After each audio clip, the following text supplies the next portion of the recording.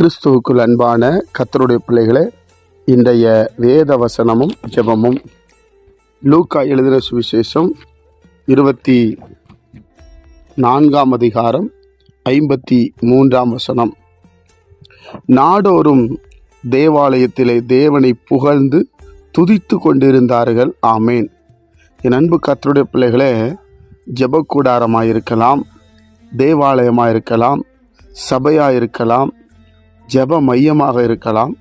ஒன்றே ஒன்று தான் செய்ய வேண்டும். தினந்தோறும் நாடோறும் தேவாலயத்திலே தேவனை புகழ்ந்து துதித்து கொண்டிருக்க வேண்டுமா. என் அன்பு கர்த்தருடைய பிள்ளைகளே, பரிசுத்த ஆவியானவர் நமக்கு சொல்லிக் கொடுக்கிறார். கர்த்தரை உயர்த்தணும். நம்ம போகிற சபையில் ஆண்டவரை புகழ்ந்து கொண்டே இருக்கணும், ஆண்டவரை மகிமைப்படுத்தி கொண்டே இருக்கணும். இதை நாம் அறிந்து கொள்ள வேண்டும். வேத புஸ்தகம் சொல்லுகிறது, ஆண்டவராகிய இயேசு கிறிஸ்து ஆசீர்வதித்து எழுந்து போனார் என்று நம்ம வாசிக்கிறோம். அப்போ நம்ம போகிற சர்ச்சில் இல்லைன்னா நம்ம நடத்துகிற கூட்டங்களில் எந்த அளவு தேவனை புகழுகிறோம், எந்த அளவு அவரை துதிக்க வைக்கிறோம், இதுதான் ரொம்ப ரொம்ப முக்கியம். பிரியமானவர்களே, கர்த்தர் விரும்புகிறது. அப்போ தேவாலயத்திலையும் ஜெப மையத்திலையும் கூடாரத்திலையும் கர்த்தரை போற்றி புகழ்ந்து துதிக்கணுமா. கர்த்தரை பற்றி ஜனங்களுக்கு நல்லா புகழ்ந்து சொல்லணும்.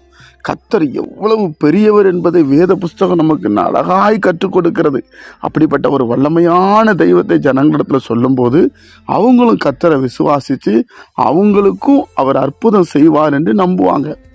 அதுதான் ஊழியம் தேவனுடைய பிள்ளைகளே.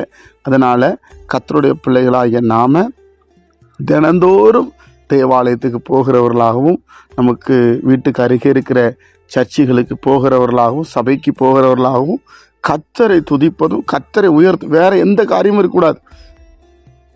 நன்றாக கவனிங்க. கர்த்தரை புகழணும், கர்த்தரை துதிக்கணும், அவரை மகிமைப்படுத்தணும்.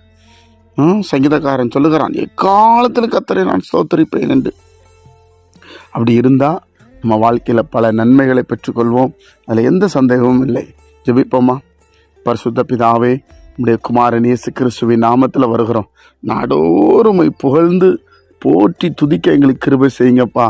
ஆலயத்துக்கு போனாலே ஏசப்பாவை துதிக்கணும், கர்த்தரை மகிமைப்படுத்தணுங்கிற எண்ணம் தான் எங்களுக்கு வரணும் ஆண்டவரே. வேறு எந்த சிந்தனையும் வரக்கூடாது சுவாமி. சபையை ரத்தம் சிந்தி சம்பாதித்தவர் நீரப்பா. ஜனங்கள் அதை உணர்ந்து செயல்பட கர்த்தர் உதவி செய்யுங்க. எங்களை நினைத்தரலைங்க. கர்த்தராகிய இயேசு கிறிஸ்து மூலமாக ஜெபிக்கிறோம் எங்கள் ஜீவனுள்ள நல்ல பிதாவே. ஆமென்.